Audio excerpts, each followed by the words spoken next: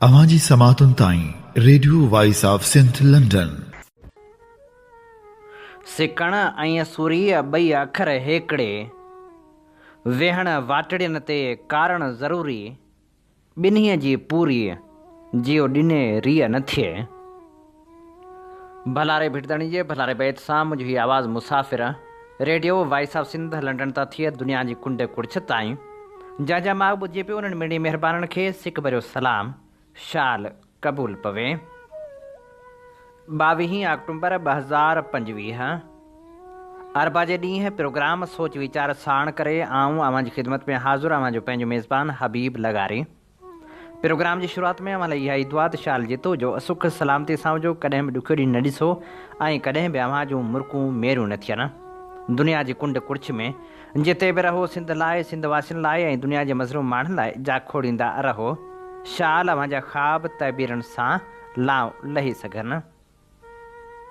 सिंध धरती सदाईं धारियुनि जी काह बि बर्दाश्त कई आहे त वरी सिंध धरती सदाईं धारियुनि जा बार बि खिया आहिनि, पर उहा ई सिंध धरती जंहिंमें हुकुमरान सिंध दुश्मन बणिजी वञनि त सिंध जे माण्हुनि जी हयाती ॾाढी ॾुखी थी पवंदी आहे। बेरोज़गारी ऐं बदहाली खे मुंहुं त सिंध जा असुलुका धरती धणीअ ॾींदा रहिया आहिनि, पर उनजी भेट में सदाईं सहूलियतूं धारियुनि खे मिलियूं आहिनि।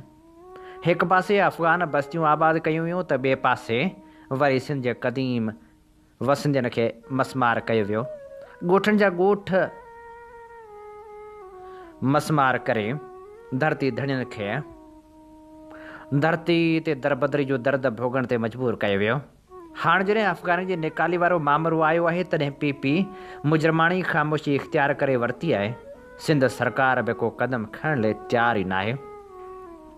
अफ़गाननि जी निकाली वारे मामले ते पीपी जी मुजरमाणी ख़ामोशी बाबति ख़ूबसूरत लेखक जावेद महर लिखे थो, सॼी सिंध ग़ैर क़ानूनी अफ़गाननि जे लोध खे निकाले ॾियण लाइ हिकु आवाज़ बणियल आहे। सिंध दोस्त धुरियुनि जे मुज़ाहिरनि रैलियुनि जो सिलसिलो शुरू थी चुको आहे, जॾहिं त प्रिंट तोड़े इलेक्ट्रॉनिक मीडिया ते बहस मुबाहिसा पिणु ओज ते आहिनि, पर सोशल मीडिया वधीक मल्हाए पई। जिते सिंध सां नींहं जो नातो जोड़े वेठल हर तबिके जे माण्हुनि ऐं सियासी समाजी सोच रखंदड़नि सुमेत इल्मी अदबी खेत्र सां वाॻियल हर किरदारु अॻभरो नज़र अची रहियो आहे। मतिलबु त कराची खां वठी कश्मीर ताईं हर बाशूर शख़्स गो अफ़गानी गो जो नारो हणे पियो। उन सॼे वायुमंडल में जेकॾहिं का धुर ख़ामोश आहे त उनजो नालो पाकिस्तान पीपल्स पार्टी आहे। उहा पीपी जेका पाण खे सिंधी अवाम जी नुमाइंदा पार्टी सॾराए थी। सॾराए बि आख़िर छो न, छाकाणि त लाॻीतो 17 सालनि खां सिंधियुनि मथां हुक्मरानी करे रही आहे। हिते उन बहस में न पवंदासीं त उहा आरो या फारम 47 जे ज़ोर ते खटी अचे थी, छाकाणि त हाणे सॼी क़ौम खे ख़बर पइजी चुकी आहे त ताक़त जो महवर केरु या किथे आहे ऐं उन्हनि साम्हूं पीपी सां गॾु ॿियनि सियासी पार्टियुनि जी कहिड़ी हैसियत आहे। सो इन ॻाल्हि खे डेग ॾियण बदिरां असल मौज़ू ते अचूं था। घणो वक़्तु नाहे गुज़रियो, सिंध जे हर फ़र्द खे अञा बि चङी रीति यादि आहे त पीपी डिजिटल आदमशुमारी, सिंधू दरिया ते 6 कैनाल ठाहिण, कारूंजर जी कटाई, ॿेटनि जे विकिरे ऐं ॿिटे निज़ाम सां गॾु ॿियनि केतिरनि ई सिंध मुख़ालिफ़ मामलनि ते बिल्कुलु ईअं ख़ामोश रही जीअं हिन वक़्तु अफ़गान जी निकाली जहिड़े अहम मामले ते आहे, जंहिं करे उन ते कंहिंखे का बि हैरत न आहे त उहा ईअं छो पई करे। हा, बाक़ी इहो सुवालु ज़रूरु कयो पियो वञे त पीपी अहिड़ो सिंध मुख़ालिफ़ किरदारु अदा करे कंहिंखे ख़ुशि करे रही आहे, छाकाणि त जॾहिं रियासत पाण अफ़गाननि खे निकाली ॾियण लाइ संदरो ॿधो आहे त उनखे कहिड़ो ॾुख ऐं तकलीफ़ पहुती आहे जो उहा उन्हनि अफ़गाननि जो ख़ामोश साथ ॾेई रही आहे। उहे अफ़गानी जिन पाकिस्तान में इंतिहा पसंद सोच खे हथी वठराए ऐं उन्हनि जहिड़ी इंतिहा पसंद सोच रखंदड़नि मुहतरमा बेनज़ीर भुट्टो ते हमिलो करे खेसि शहीद कयो। हिन महिल बि जेकॾहिं पाकिस्तान में दहशतगर्दी जो को वाक़ियो या ॾोह थिए थो त उनजा पेरा ख़ैबर पख्तूनख्वा में थींदा अफ़गानिस्तान वेंदड़ रस्तनि ते गुम थींदा आहिनि। उन करे इहो चवण में को वधाउ न आहे त सिंध खे काबली ऐं कंधारी माफ़िया हर पासे खां वकोड़े छॾियो आहे, पर हुक्मरान में एतिरी ॾाह पई मुड़सी न आहे जो उन पखिड़िजंदड़ ज़हर खे रोकण लाइ सख़्तु क़दम खणनि। इहो ई नतीजो आहे जो कराची ॾींहों ॾींहुं आलमी यतीम खानो बणिजंदो पियो वञे। जिते धरती वासियुनि खे निढे शहर मां पंहिंजे गादी वारे शहर में त ग़ैर मक़ामी चई बर्दाश्त नथो कयो वञे, पर ग़ैर क़ानूनी तरीक़े सां आयलनि ख़िलाफ़ को ॻाल्हाइण लाइ तयारु नाहे। सिंध हुकूमत जूं हरकतूं ॾिसजनि त उहा उन सॼे अमल में भाङे भाईवार नज़र अचे थी सघे थो कंहिंखे अहिड़े इल्ज़ाम ते कावड़ लॻे, पर सिंध मथां हुक्मरानी लाइ 2 साल अॻु चोथों भेरो चूंडिजी आयल PP जी सिंध सरकार खे सिंध में धारनि जी वधंदड़ ग़ैर क़ानूनी आबादी ते कॾहिं बि ॻणती कंदे नाहे ॾिठो, न वरी उन कॾहिं ग़ैर क़ानूनी अफ़गाननि जे मामले ते संजीदगी जो मुज़ाहिरो कयो आहे। जेकॾहिं परेशान हुजे हा त उन हवाले सां अंग अखर ज़रूरु गॾु करण जी कोशिशि करे हा त सिंध में अफ़गाननि समेत केतिरा ग़ैर क़ानूनी परॾेही पाकिस्तानी बणिजी मुल्क जे वसीलनि ते बार बणियल आहिनि, पर उहो अमल न थियण जो ई इहो नतीजो आहे त अॼु जेकॾहिं को बि अफ़गाननि जे तइदाद बाबति सुवाल करे थो त उनजो को तसली जोॻो जवाबु नथो मिले। इंटरनेट ते जांच दौरान इहा ख़बर पई त सिंध में 70,799 अफ़गानी रहनि था। पहिरीं ॻाल्हि त उहे अंग अखर मुकमल तौरु कूड़ ते ॿधियल आहिनि, ऐं ॿियो इहो त उन्हनि अंगनि अखरनि में इहो नाहे ॿुधायो वियो त भला उन्हनि में ग़ैर क़ानूनी केतिरा आहिनि। हालत ॾिसो त अंग अखरनि में चवनि था त 73,000 मां 50,000 कराची में आबाद आहिनि, जेको हिन सदी जो सभ खां वॾो कूड़ आहे, छाकाणि त कराची में जेका ताज़ो अफ़गान वसंदी ख़ाली थी आहे, हिकु मुहतात अंदाज़े मूजिबि 60-70,000 तुर्गो उते रहियल हुआ। बदकिस्मती सां जिते सरकारी सतह ते सिंध में ग़ैर क़ानूनी लोध बाबति का ॼाण मौजूदु न आहे, उते ख़ानगी प्लेटफार्म तां बि के तस्दीक़ी अंग अखर गॾु करण जी कोशिशि न कई वई आहे, जंहिं करे का ख़बर पई न सघी आहे त अफ़गानी सिंध में रहनि केतिरा पिया। ॿियो त पंहिंजी जाइ ते गॾियल क़ौमनि जे पनाह गिरनि बाबति कमीशन बि उन खां अणॼाण आहे। उन वटि बसि रिवायती नमूने उहे अंग अखर आहिनि त पाकिस्तान में 17 लख रजिस्टर अफ़गानी रहनि था। बहरहाल हाणे पाण ॻाल्हि खुटाइण ॾांहुं वधूं था। पठाण कराची में अफ़गानी जा सभ खां वधीक सहूलियतकार आहिनि। उहे खेनि ॾोकड़ नेवज़ सुञाणप कार्ड ठाराए ॾियनि था। दावा सां चई सघिजे थो त हिन महिल केतिरा ई अफ़गानी पठाण जे अक्सरियती इलाइक़नि में वञी लिका आहिनि। 2 साल अॻु जॾहिं अफ़गाननि ख़िलाफ़ु वठ पकड़ थी हुई त उन वक़्तु पिणु हुननि इहो ई तरीक़ो इख़्तियार कयो हो। नतीजो इहो निकितो जो सिंध मां रुॻो 4,500 अफ़गानी निकिता, जॾहिं त पंजाब में उहो अंग लखनि में हो। हिन साल पिणु मुल्क में भले केतिरी बि वठ पकड़ थिए, सिंध में नाले मात्र या खणी चइजे त ॾेखाव लाइ कार्रवाई थी रही आहे। उन करे जेका मुहिम हले पई उन जो पंजाब खे वधीक रिलीफ मिलंदो। जीअं 47 जे विरहाङे वक़्तु पाकिस्तान आगे हे चई सभिनी खे सिंध ॾांहुं धिकियो वियो, लॻे थो त 78 सालनि खां पोइ बि पंजाब मां अफ़गानी सिंध ईंदा ऐं अचनि पिया। सखर, नौशहरो फिरोज़, खानपुर महर ऐं ॿियनि शहरनि में अफ़गाननि जा कटक उन जो सबूत आहिनि। सिंध जो वॾेरो जागीरदार मीर पीर कॾहिं बि सिंध सां क़ौमी बुनियादनि ते गॾु नाहे बीठो।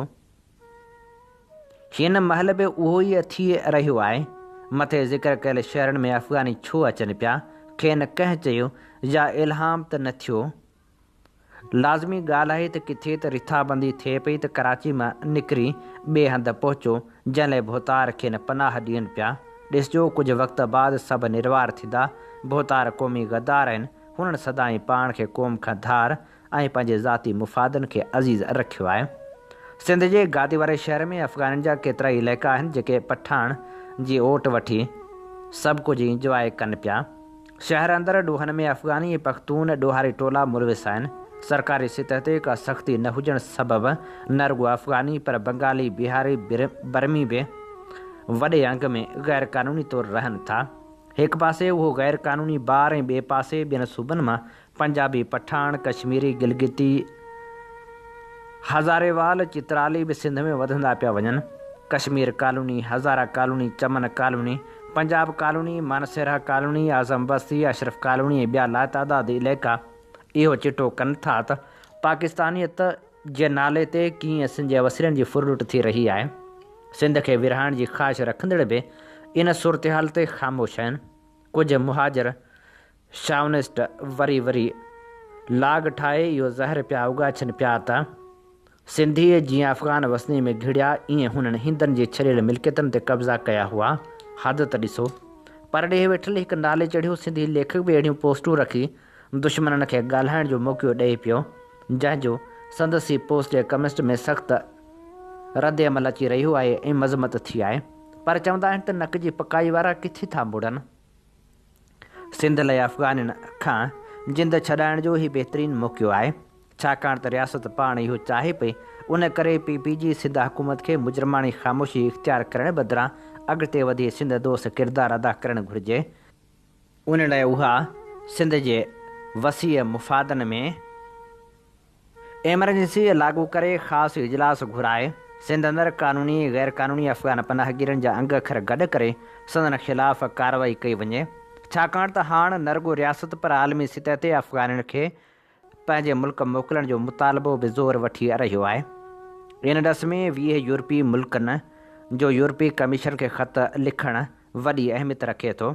उन करे सिंध हुकूमत बि अफ़गाननि ख़िलाफ़ु तकिड़ो क्रैकडाउन करे यादि रखो त पंजाब आलमी हालतुनि खे साम्हूं रखी मुस्तक़बिल जी रथाबंदी करे अफ़गाननि खे निकाले ॾिए पियो।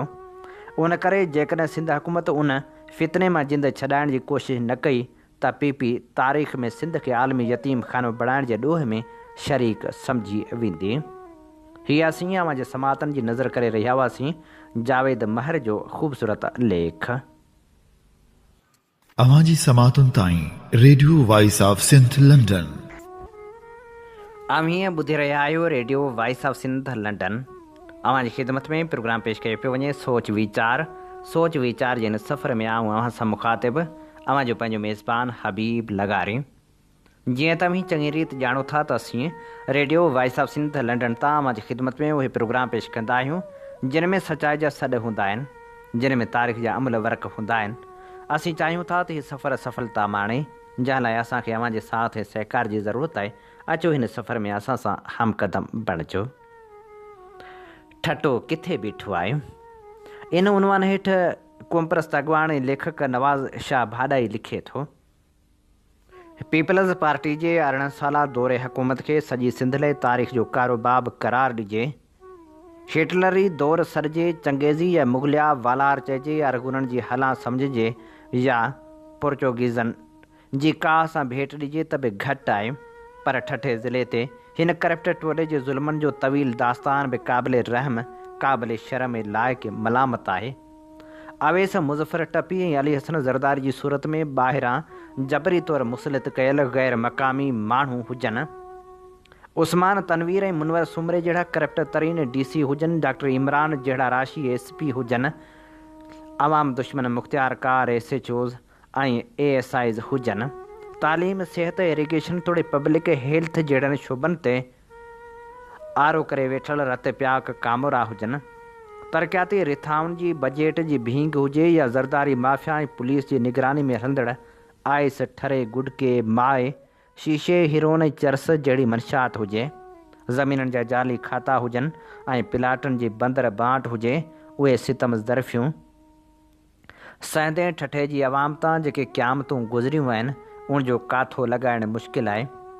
अॼु PP सां लाॻापियल पुराणे जियाले अब्दुल वाहिद सुमरे जंहिं नमूने ठठे जे चोर DC जे कयल बेहूदगियुनि जो पर्दो चाक कयो आहे ऐं दबियल लफ़्ज़नि में हुन ज़रदारी माफ़िया जे अमालनि ते जेका लब कुशाई कई आहे, उहो असांजी डिघे अरसे जी हाय घोड़ा जो पुख़्तो दलील आहे त ठठो कीअं बर्बादु थी रहियो आहे। ठठे जे माण्हुनि जूं मोरूसी ज़मीनूं कीअं आफ़ीसर शाही ऐं वॾेरा कब्ज़ो करे कूड़ा खाता पिया ठाहिनि।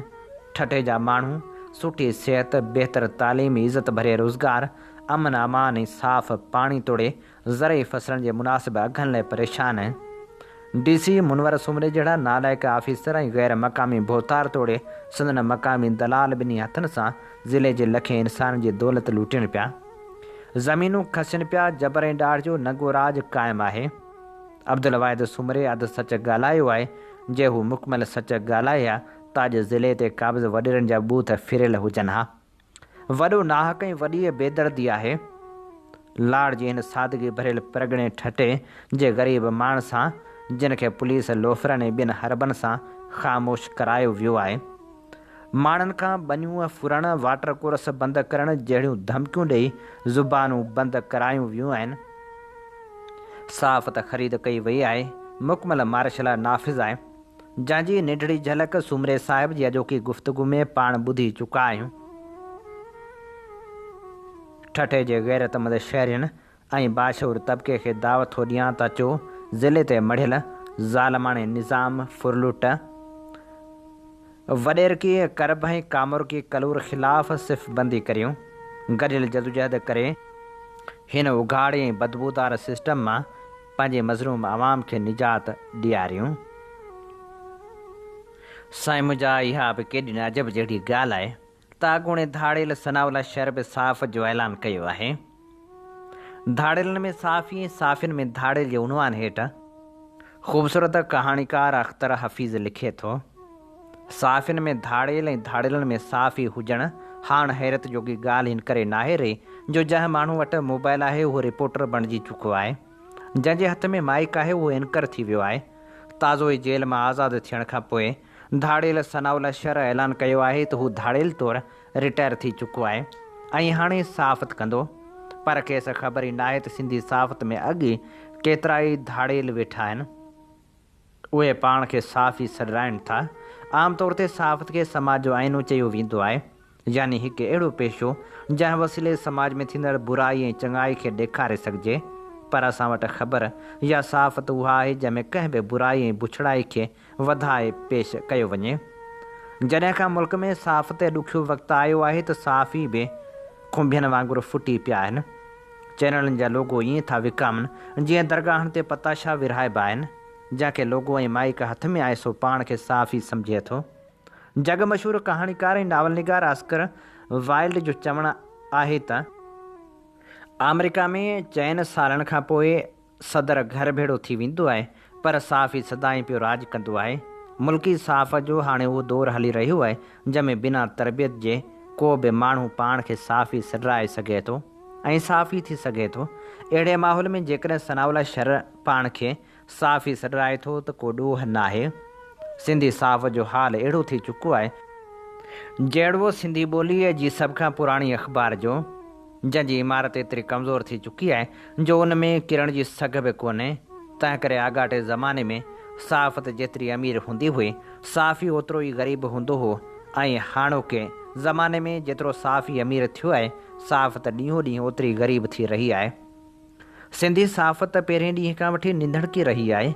एतिरी निंधड़की जो कंहिं सिंधी अख़बार जे मालिक वटि जॾहिं अख़बार में कमु कंदड़ साफ़ियुनि खे ॾियण लाइ पघार न हूंदो हो त उहो जवाज़ पेश कंदो हो त हेॾी सॼी अख़बार खोले ॾिनी अथमि, अञा ॿियो छा करियां। प्रिंट मीडिया वारी साफ़त अॼोकी जदीद साफ़ जी माउ आहे, पर उनजी माउ जी हालति हाणे अहिड़ी आहे जंहिंजा पुट रुॻो उनखे घर में ईंदे वेंदे ॾिसंदा आहिनि, पर कॾहिं बि हाल अहिवाल कोन ओरींदा आहिनि। पोइ हिकु ॾींहुं जॾहिं उहा माउ मंझो छॾे परलोक पधारे वेंदी आहे त सभई पुट छोरो छिनो हुजण वारी वाई वात मां कढंदा आहिनि।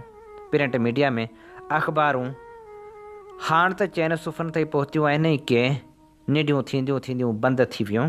बाक़ी बचियल अख़बारनि में एडिटोरियल पेज कंहिं यतीम ॿार वांगुरु आहे या बिल्कुलु हंगामा फिल्म वारो उहो राजा आहे जंहिंखे मंदर जे घिंड वांगुरु हर को वॼाए वेंदो आहे।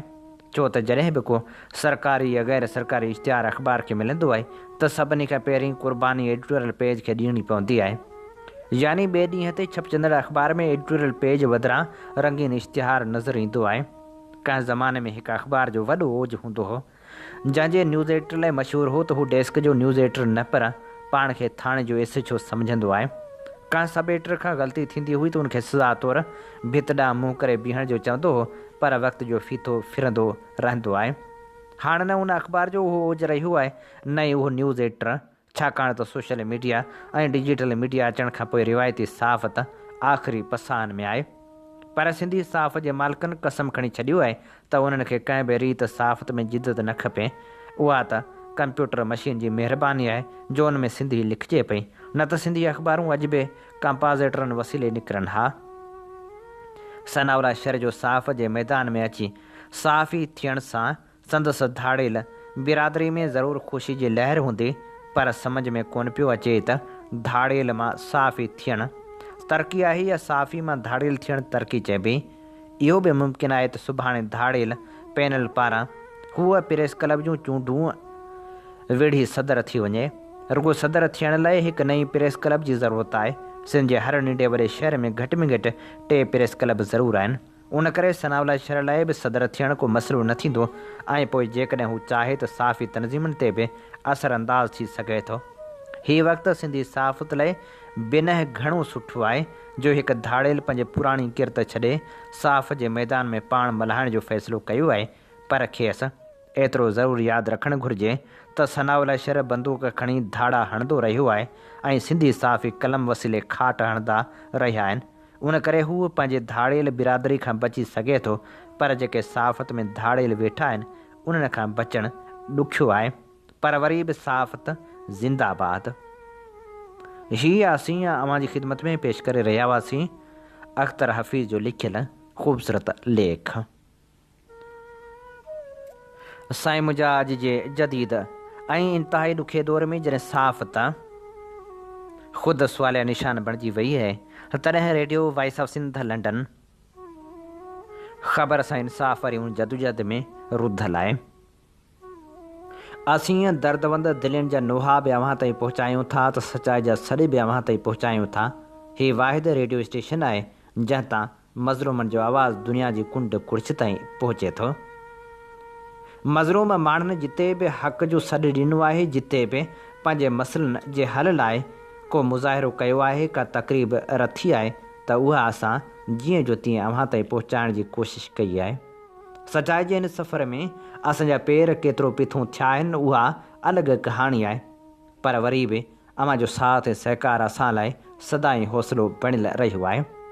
असीं चाहियूं था त सचाई जे हिन सफ़र में अव्हीं बि असां सां हमक़दम बणिजो। अव्हीं ॿियो कुझु नथा करे सघो तॾहिं बि असांजा प्रोग्राम वधि में वधि दोस्तनि ताईं पहुचायो। उन सां गॾोगॾु यूट्यूब चैनल खे सब्सक्राइब करियो, लाइक करियो ऐं ॿुधंदा रहो radio voice of Sindh London. अवां जी समातुनि ताईं radio voice of Sindh London. सारियुनि जा आबादगार अघु न मिलण ख़िलाफ़ सरापा एहतजाज बणियल आहिनि त कम जो अघु बि अञा मुक़ररु नाहे कयो वियो। जॾहिं त वफ़ाक़ी हुकूमत पारां कणक जो ग़ैर मुनसिफ़ाणो इमदादी अघु त मुक़ररु कयो वियो आहे। वक़्तु सिर अघु मुक़ररु थियणु सुठो अमल ज़रूरु आहे, पर जेकॾहिं उन में ग़ैर मुनसिफ़ाणो रवैयो हूंदो त उहो कॾहिं बि आबादगारनि लाइ फ़ाइदेमंद साबित थी नथो सघे। ताज़ो वफ़ाक़ी हुकूमत पारां कणक जी जेका इमदादी क़ीमत 3500 रुपया फ़ी मण मुक़ररु कई वई आहे, उन हिकु भेरो ॿीहर असांजी ज़रई पॉलिसी में मौजूदु पुराणे तहसुब ऐं अणबराबरी खे वाइखो करे छॾियो आहे, ख़ासि तौर ते जॾहिं उहा पॉलिसी सिंध जे आबादगारनि ते असरअंदाज़ थिए थी। हीअ ग़ैर मुनसिफ़ाणो अघु न रुॻो असांजी ज़रई मईशत जे बुनियाद खे कमज़ोर करे थो, पर सिंध जे हज़ारे आबादगारनि जे गुज़र सफ़र खे बि ख़तरे में विझे थो, जेके अॻी केतिरनि मसइलनि खे मुंहुं ॾेई रहिया आहिनि। इमदादी क़ीमत जो मक़सदु आबादगारनि खे तहफ़ुज़ मुहैया करण ऐं पैदावार जी हिमत अफ़ज़ाई करणु हुअणु खपे, पर हाणे उहा पॉलिसी इम्तियाज़ी सलूक ऐं तंग नज़री जो औज़ार बणिजी वई आहे। सभ खां पहिरीं हीअ सम्झणु ज़रूरी आहे त सिंध में कणक जी पोख ते ईंदड़ फ़ी एकड़ लागत पंजाब जे मुक़ाबले में घणी आहे। ॿिज, भाण, महिनत ऐं मशीनरी जा ख़र्च निमाया तौर ते वधीक आहिनि। पाणी जी अणहूंद सबबि आबादगारनि खे ट्यूबवेल ज़रिए आबपाशी ते भाड़ो पवे थो, जेको डीज़ल जे वधंदड़ क़ीमतनि सबबि ॾाढो महांगो थी वियो आहे। हीउ को मामूली मसइलो न आहे, हीउ वॾो ज़रई नुक़सानु आहे। जिते पंजाब खे बहितर आबपाशी जो निज़ाम ऐं साज़गार रियासती पॉलिसियुनि जो फ़ाइदो हासिलु आहे, उते सिंध जा आबादगार ट्यूबवेलनि ते भाड़ण लाइ मजबूर आहिनि, जंहिंसां फ़ी एकड़ ख़र्च 1000 रुपयनि ताईं वधी वञे थो। उहा अणबराबरी उते ई ख़तमु नथी थिए। सिंध में पाणी जी खोट हिकु मुस्तक़िल मसइलो बणिजी चुकी आहे, जेका बद इंतिज़ामी, दरिया जे पाणी जी ग़ैर मुनसिफ़ाणी विर्छ ऐं वफ़ाक़ी हुकूमत जी बेअमली सबबि अञा वधीक ख़राबु थी वई आहे। जिते पंजाब जो ॿनियूं साल जा अक्सर महीना सरसब्ज़ ऐं सिराब रहनि थियूं, उते सिंध जा आबादगार फ़सलनि जे अहम मरहलनि ते पाणी जी सख़्त खोड़ जो शिकार थियनि था। इरसा पाणी जी मुनसिफ़ाणी विर्छ में नाकाम रही आहे, जंहिं सबबि सिंध में पैदावार घटि थींदी आहे। जेतोणीकि आबादगार साॻी या वधीक महिनत ऐं वसीला लॻाइनि था। अञा बि अफ़सोसनाक ॻाल्हि हीअ आहे त वफ़ाक़ी हुकूमत ॿाहिरां कणक दरामद करण लाइ मटा सटा जो नाणो ख़र्च करण लाइ तयारु आहे, पर पंहिंजे मुल्क जे आबादगारनि खे मुनासिब अघु नथो ॾिनो वञे। हीअ अमल केतिरा ई अहम ॻणती वारा सुवाल उथारे थो।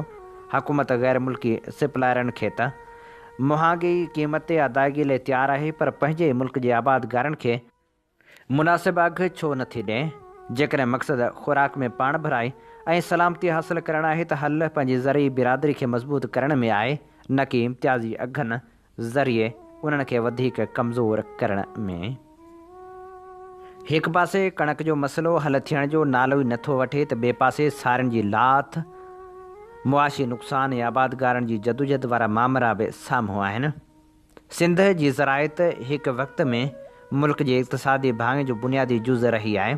ख़ासि तौर ते लाड़काणे, कंबर, शहदादकोट, बदीन, ठटे, सिजावल, शिकारपुर, दादू, सांगड़ ऐं नवाबशह जहिड़ा इलाइक़ा सारियुनि जे वॾी पैदावार जा मर्कज़ रहिया आहिनि। पर साल 2025 में सारियुनि जे फसल खे थियल बेमिसाली नुक़सान न रुॻो ज़रई मैशत खे धकु रसायो आहे, पर हज़ारे आबादगारनि हारियुनि ऐं ज़रई मज़दूरनि खे मुआशी तौरु बर्बादु करे छॾियो आहे। उन वक़्तु जॾहिं आलमी सतह ते खाद ख़ुराक जे क़ीमतनि में इज़ाफ़ो ॾिठो वियो, सिंध जा हारी पंहिंजी महिनत जो को सिलो न मिलणु सबबि सरापा एहतिजाज नज़र अची रहिया आहिनि। 2025 जे ख़रीफ़ जी मुंद में सिंध जे मुख़्तलिफ़ इलाइक़नि मां रिपोर्ट थियल मालूमात मूजिबि सारियुनि जे फसल खे ख़ासि तौर ते मौसमी तब्दीली, पाणी जी खोट, नाकारा ज़रई पॉलिसियुनि, ग़ैर मयारी ॿिज, भाण ऐं ज़रई ज़हर जी खोट सबबि सख़्तु नुक़सानु पहुतो आहे। केतिरनि इलाइक़नि में फसल पचण खां अॻु ई सड़ी वियो। जिते पाणी न पहुतो उते फसल सुकी वियो ऐं जिते पाणी आयो उते देरि सां आयो, जेको फसल लाइ मौज़ून न रहियो। ॿिए पासे केतिरनि ई आबादगारनि खे ग़ैर मयारी जरासीम कश दवा विकिरो कई वई, जेका फसल जी वाध वीज खे फ़ाइदो ॾियण बदिरां नुक़सानु पहुचाईंदड़ साबित थी। हिन सॼी सूरतहाल में हुकूमत जी ख़ामोशी ऐं ज़रई खाते जी ग़ैर फ़ालियत पिणु वॾो अलमियो रही। सिंध जी अक्सरियती हारी आबादी वटि या त पंहिंजो निंढो ज़मीन जो टुकड़ो आहे, या उहे ज़मीनदारनि वटि कमु कनि था। सारियुनि जो फसल हुननि लाइ न सिर्फ़ु माली सहारो आहे, पर खेनि ॿियूं फसलूं पोखण लाइ बि मुआशी सघ मुहैया कंदो आहे। पर हिन साल जंहिं तरीक़े सां फसल जी वाध घटिजी वई ऐं मार्केट में सारियुनि जा अघ बि वापारियुनि जे हथ विसामी विया, उन सबबि हारियुनि खे ॿिनि तरफ़नि खां धकु लॻो। हिकु तरफ़ फसल घटि थियो, ॿिए तरफ़ अघु घटि मिलिया। मार्केट में वापारियुनि ऐं चांवर मिल मालिकनि जो हिकु क़िस्म जो ग़ैर ऐलानियल कार्टेल आहे, जेको हर साल सरकार जी बेहसी खे हथ में वठी आबादगारनि खां फसल सस्तो ख़रीद करे बाद में उन चांवर खे आला अघनि ते बरामद कंदो आहे। हिन साल आबादगारनि खे सुठे अघ जी उमेदु हुई, पर मुश्किल सां 1100 रुपया मण ते मिलिया, जॾहिं त साॻियो चांवर मिल मां 4000 खां 5000 रुपया मण ताईं विकिरो थी रहियो आहे। इन नाइंसाफ़ी ख़िलाफ़ एहतिजाजी मुज़ाहिरनि जो सिलसिलो बि जारी आहे, पर सिंध सरकार किथे बि नोटिस वठण लाइ तयारु नाहे। बॉलीवुड जे फिल्मनि में सिंधी डायलॉगनि वसीले पंहिंजी मुनफ़रद सुञाणप हासिलु कंदड़ सीनियर तरीन अदाकार जेलर फेम गोवर्धन इसराणी बि हमेशह लाइ विछड़ी वियो। गोवर्धन इसराणी 84 वरनि जी जमार में पसाह पूरा कया। जयपुर जे सिंधी ख़ानदान सां तालुक़ु रखंदड़ गोवर्धन 1 जनवरी 1941 ते जनम वरितो। हुन राजस्थान कॉलेज मां मैट्रिक कई। संदसि वालिद कारपेट जो कारोबार कंदो हो। हुन अदाकारी जी शुरूआति 1960 में पंहिंजे शहर जयपुर जे स्टेज ड्रामनि खां कई। 1962 में बम्बई वियो। 1963 में हुनजी मुलाक़ात डायरेक्टर किश्वर साहू सां थी, जिन खेसि अदाकारी सिखण जो मशवरो ॾिनो। 1964 में गोवर्धन पुणे जे फिल्म इंस्टीट्यूट में दाख़िला वरिती। 1966 में कोरस मुकमिल कयाई।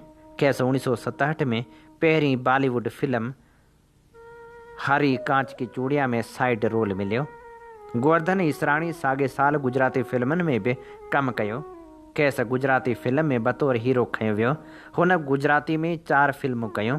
बॉलीवुड मेरी अपनी खां पोइ केतिरियूं फिल्मूं मिलियूं, पर हुनजी सभ खां कामयाबु फिल्म शोले आहे, जंहिंमें खेसि जेलर जो किरदारु मिलियो। हुन बॉलीवुड जे तक़रीबन समूरनि मुख्य अदाकारनि सां गॾु कमु कयो। हुन 2023 में जसूभाई फिल्म में कमु पिणु कयो, जंहिंखां पोइ संस्कार फिल्म न आई। हुन अदाकारी सां गॾु 6 फिल्मूं डायरेक्ट बि कयूं। हुन केतिरा ई संजीदा किरदार बि अदा कया, पर हू कॉमेडियन तौरु वधीक पसंदि कयो वियो। गोवर्धन इसराणी बहितरीन कॉमेडियन जो फिल्मफेयर एवॉर्ड बि खटियो। हुन अदाकारा मंजू सां शादी कई हुई, जेका अञा हयात आहे, पर गोवर्धन खे को बि औलाद न थियो। हूअ गुज़िरियल साल खां बीमार हो। काल बम्बई में पसा पूरा कयाई। हुन जा किरदार हमेशह यादि रखिया वेंदा। अवांजी समातुनि ताईं radio voice of Sindh London. हीअं ॿुधी रहिया आहियो radio voice of Sindh London. अवांजी ख़िदमत में प्रोग्राम पेश कयो पियो वञे सोच वीचार जे हिन सफ़र में आऊं अव्हां सां मुखातिब अवांजो पंहिंजो मेज़बान हबीब लगारी। अॼु 22 अक्टूबर नाम्यारे इनकलाबी शाइर सर्वेच सिजावली जी वरसी मल्हाई पई वञे। असीं खेसि भेटा पेश करण लाइ सभ खां पहिरियां अवांजी ख़िदमत में संदसि तारुफ़ पेश कंदासीं ऐं उन सां गॾोगॾु ख़ूबसूरत शाइरी पिणु अवांजे समातनि जी नज़र कंदासीं। नाम्यारे अवामी इनकलाबी शाइर सर्वेच सिजावली जो असुलु नालो मोहम्मद सिद्दीक़ वल्द ख़मीसो ख़ान तारड़ो हो। संदसि जनम 14 मार्च 1937 ते ॻोठ इब्राहिम तारड़े सिजावल ज़िले ठठे में थियो। हुन इब्तिदाई तालीम सिजावल मां हासिलु कई। संदसि पीउ बुनियादी तौरु हारी हो। नंढे हूंदे 4 दर्जा बदीन में ॻोठ हकारी निसारी में पढ़ियो। 4हीं जमायत पास कयाई त ॻोठ मां स्कूल खॼी वञण सबबि संदसि तालीम जो सिलसिलो रुकिजी वियो ऐं हीअ पीउ सां गॾु हारपो करण ऐं माल चारण लॻो। 14 सालनि जो थियो त संदसि वालदेन अबाणे ॻोठ में लॾे आया, जिते हारपो बि कयाई ऐं पढ़ंदो बि रहियो। शाइरी जी इब्तिदा 1957 खां कयाई। शाइरी में मौलवी हाजी अहमद मल्लाह जे शेरनि खां मुतासिर थी शाइरी करणु लॻो। 1958 धारे हिकु जलसे में शेर पढ़ियाई त वक़्त जो कलेक्टर मोहम्मद यूसुफ जुणेजो खांसि मुतासिर थियो ऐं पढ़ियो लिखियो हुअण बावजूदि हारपे करण जी ख़बर पवण ते खेसि टाउन कमेटी सिजावल में मुंशी मुक़ररु कयाई। 1972 ताईं मुंशी रहियो।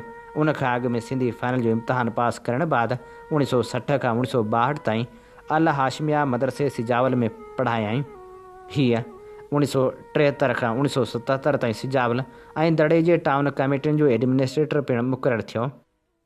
सर्वेच सिजावली सिंध जो बहितरीनु अवामी शाइर रहियो आहे, जंहिंजे शाइरनि जी सिंध जे अक्सर सियासी तौरु अदबी स्टेजनि ते गूंजार रही आहे।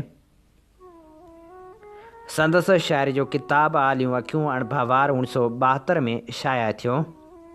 सिंध जे इन ख़ूबसूरत शाइर 22 अक्टूबर 2007 ते वफ़ात कई। संदसि वफ़ात बाद 2008 में संदसि ॿियो शाइरी जो किताब ॿई कंधियूं मेहराण जूं छपजी मंज़िर आम ते आयो।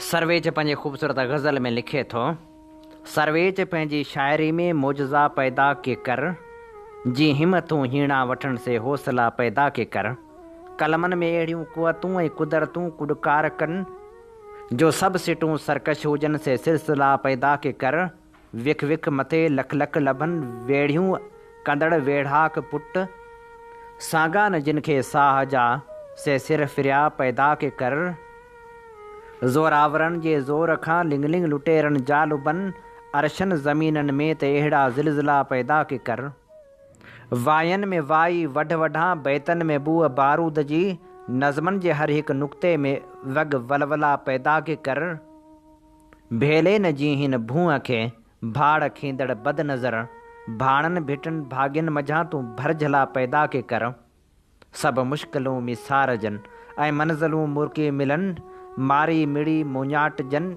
से मरहला पैदा के कर, झुंगार जिन जी जुस्तजू ऐं सोभ जिन जी साहेड़ी, साबित बदन जे संदरा से मरहला पैदा के कर, बरपुट बुखूं तोड़े उञूं विंगूं न जिन जो वार कनि, नेज़नि मथे जेके नचनि से नीगरा पैदा के कर, हा उथकूं जिन जूं अझल घेड़ा घिण जी गत न जिन, हर हंध तां थे हट परे से होकरा पैदा के कर, ही मोमलूं ही मेदरा पंहिंजे मरण जीअण जे लाइ, सभु वॾ फुड़ा वाचूड़ वीरूं वहकरा पैदा के कर, हर चौक ते चारी चुगल चारे तरफ़ चोरनि जे हथ, चंजूर सां चीरण लाइ तिन खे चिलविला पैदा के कर, जे जी जलनि जोयनि ऐं तोड़े जू मथां झेड़ांद कनि, से जुंग जोधा जंग लाए जा बजा पैदा के कर। तूं पंहिंजी ॾाही ॾात सां ॾोथियुनि मथां सभु टार ॾुख सांगिन मथां सुख सहज जा सिज सोजरा पैदा की कर। आज़ादियूं आबादियूं आसूदगियूं ईदूं हुजनि आसूं कुॾनि नारशनि मथे से आसरा पैदा के कर। तूं सिंधड़ी सारी सां गॾु सरजी सिजावल जो बि सॾ हर हाल में जे हिकु हुजनि से हमनवा पैदा के कर। सरापा एहतिजाज आहियां सरासर इनकलाब आहियां मां पंहिंजी सिंध धरती जे हिसाबनि जो किताब आहियां। कढ़ां थो क़ौम सारी ले सड़ा सांगिन सबाझनि लाइ वेहण में तुंहिंजे वेरनि सां न ॾिसंदो ॾोह सवाब आहियां। विझनि जे वंग वांगिन खे हणनि संगरूं संघारनि खे उन्हनि लुचनि लुटेरनि लाइ वॾो जंगी जवाब आहियां। पियो हर सिंध वासी जी उखोड़ियां निंड अखड़ियुनि जी जो जाग आहे जुगनि ताईं उहो चङो रबाब आहियां। वठण लाइ हक़ हर हंधां बबड़ भूते पियो भड़कायां। अदावत सिंध सां जिन जी उन्हनि जे लाइ अज़ाब आहियां। जॾहिं जंगियुनि जे पिड़ अंदरि लॻनि था घाव घोटनि खे वहे तिन जो बुत मारत उहो गहरो गुलाब आहियां। ही मुंहिंजा लेख सभु आहिनि लठियूं लोड़ियूं ऐं ललकारूं बुरनि बदखाह माण्हुनि लाइ बुखायल ॼणो काब आहियां। चया क़ौमी कलाम आहिनि गॾो गॾु इनकलाबी पिणु अवामी शाइरी अंदरि मां ऊचो आफ़ताब आहियां। घणा नकाल नक निर्जा न सुरो कन नकल मुता उन कमचोर कूड़नि खे त कंदो बेनकाब आहियां। सुहागण सिंध जो सोढो सिगो सर्वेज सोभारो न पीरी जो मथम पाछो शबाबी बस शबाब आहियां। बेशक अव्हां जो आहिनि शाफ़े शफ़ीक़ अखियूं जिनखे यकीन तिन ले सैयद यकीक अखियूं जेके धके विधाऊं तिन जी दवा बि कनि थियूं। केॾे लिहाज़ वारियूं लाइक़ लईक अखियूं घाइण खां पोइ बि घायल दिलि खे घणो घुरनि थियूं। हर हाल हर घड़ी में रहबर रफ़ीक़ अखियूं कारियूं सफ़ेद सुरमे कंहिं कंहिं घड़ी गुलाबी हादी ॾिनियूं थूं हेड़ियूं हक़ हक़ीक़ अखियूं साम्हूं सुञी त सचपच सुभान रब तिन में सर्वेच ऐं लतीफ़ से सचल सदीक अखियूं। वॾाई में तोसां पुॼे केर हारी ज़बर भी या तुंहिंजे अॻियां ज़ेर हारी। ऊची ज़ात तुंहिंजी मियां अमीर खां बि सुठी बात तुंहिंजी सुबुह हीर खां बि अची तुंहिंजी दिलड़ी अदा खीर खां बि न मासूक मन में संदे मेर हारी। वॾाई में तोसां पुॼे केर हारी नवाज़ी थो कणकनि कपह केवड़नि सां विधे मोहे मिठड़ा मिठनि मेवड़नि सां वॾा वड़ कया तो अची बे वड़नि सां ॿिया पाव न पर तूं सवा सेर हारी। वॾाई में तोसां पुॼे केर हारी तूं साणे जो सोढो ऐं सर्वेच आहीं कणनि मां त कंदो सदा केच आहीं कॾहिं बि न सोचिजे त को हेच आहीं मगर इल्म सां तूं हियूं हेर हारी। वॾाई में तोसां पुॼे केर हारी घटी घटी खे गुलाब करियूं। पंहिंजे ख़ूबसूरत नज़म में सर्वेच सिजावली लिखे थो ख़िज़ा जा ख़ीमा खोड़े साथी वतन में नए सिर बहार आणियूं मुदाम मौजूं पसण जे ख़ातिर मुदाइता के मल्हार आणियूं वसन ऐं वैसन वतन जा वांगी सुखनि जा तिन लाइ अंबार आणियूं हलनि जे ही बेक़रार मारू उन्हनि जे लाइ करार आणियूं ॾुखनि बुखनि खे तड़े कढूं ऐं निंढा वॾा सभु नवाब करियूं उथोड़े साथी मथेर माझी घटी घटी खे गुलाब करियूं।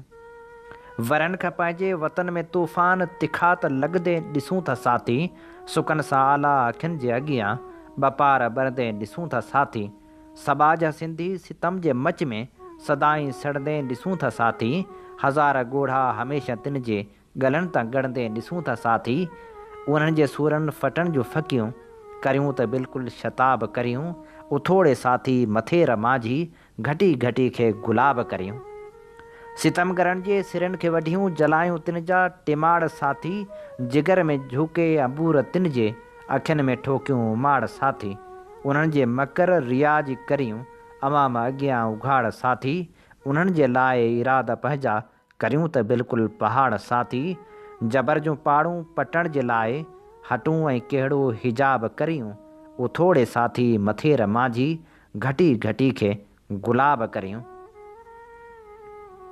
हिते जे पीरनि पिटियुनि जूं ॻाल्हियूं अव्हां सां कहिड़ियूं करियां भाऊ। वॾा से लोभी, वॾा से ठोगी, वॾा से रोगी अथां भाऊ। वॾा से कातिल, वॾा से ज़ालिम कुहनि था हर कंहिं हंधां भाऊ। उन्हनि जे कूड़ियुनि करामतनि ते लॻो त बिल्कुलु मतां भाऊ। उन्हनि सां पंहिंजा अॻियां ऐं पोयां अचो त सारे हिसाब करियूं। उथोड़े साथी मथे रमाजी घटी घटी खे गुलाब करियूं। हिते जे मीरनि हमेशह पां ते मुसीबतनि जो कयो आहे मारो। हिते जे रईसनि हमेशह पाण खे कणे कणे ते कुठो आहे यारो। हिते जे ज़ालिम वॾेरे छॾियो, बनी न पंहिंजो सफ़ा को ॿारो। अचो त तिन खे हणूं के डंडा, करियूं त वेरियुनि मथे को वारो। मथनि मां तिन जे कढूं के मिञूं, इहो त कारे सवाब करियूं। उथोड़े साथी मथे रमाजी घटी घटी खे गुलाब करियूं। हिते जे मुलनि छॾी न पां वटि सघी का अॻड़ी सॼी का मानी। हिते जो मुर्शद हणे पियो हरदम रुॻो त कूड़ी क़बर मकानी। हिते जे राशी निज़ाम पां खे करे त छॾियो फ़ना ऐं फ़ानी। वञूं था दुनिया मझां ई मिटिजो, अखियूं खोलियो अदाड़े जानी। अचो त खूनी ख़बीस मारियूं, उन्हनि जो खानो ख़राब करियूं। उथोड़े साथी मथे रमाजी घटी घटी खे गुलाब करियूं। पुराणा रस्मो रिवाज टोड़े नओं करियूं को निज़ाम पैदा। सभई यकसां हुजनि बि जंहिंमें करियूं सो मुहज़िब मक़ाम पैदा। हुजे जो हीणनि संदोड़े हामी, उहो करियूं अॼु इमाम पैदा। सिगो ई सोशलिज़म खे आणे करियूं के मौजूं मताम पैदा। नवां के नगमा वतन में छेड़े, रगन के चङो रबाब करियूं। उथोड़े साथी मथे रमाजी घटी घटी खे गुलाब करियूं। घटी घटी खे गुलाब करियूं। ही असीं अव्हां जी ख़िदमत में पेश करे रहिया हुआसीं नामियर शाइर सर्वेज सिजावली जो तारुफ़ ऐं संदसि ख़ूबसूरत शाइरी। इन ते प्रोग्राम सोच वीचार जो वक़्तु पुॼाणी ते पहुचे थो। पंहिंजे मेज़बान हबीब लगारी खे साॻी दुआ सां ॾींदा इजाज़त। वसे भिट तुंहिंजी भलारा सदा, सदा देस परदेस सारा वसन। कॾहिं सींद सिंजी न मेरी थिए, कॾहिं मोड़ कंहिंजा न मुरझाए अचनि। अवां जी समातुनि ताईं radio voice of Sindh London